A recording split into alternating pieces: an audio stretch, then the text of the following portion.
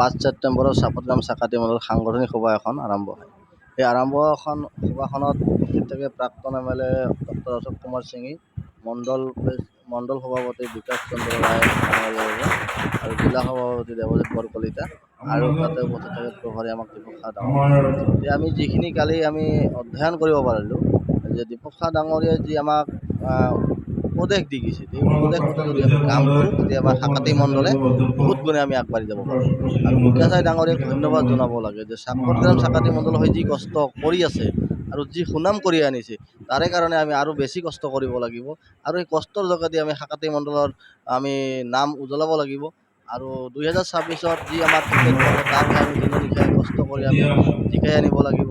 এইখিনিয়ে আমাৰ কৰ্তব্য আৰু কৰিব লাগিব।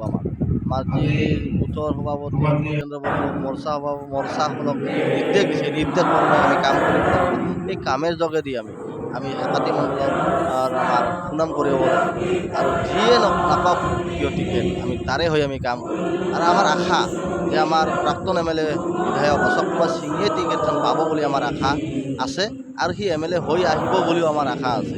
ইয়ে আমাৰ চাপতগ্ৰাম চাকাতি মণ্ডলৰ পৰা আমি বহুত কষ্ট কৰিম। প্ৰাক্তন MLA যদি আমাৰ টিকেটখন লৈ আহে তাৰ কাৰণে আমি জীৱনৰ যি কষ্ট কৰা নাই তাতকৈ আমি বেছি কষ্ট কৰি জিকাই অনাৰ আমি চেষ্টা কৰিম।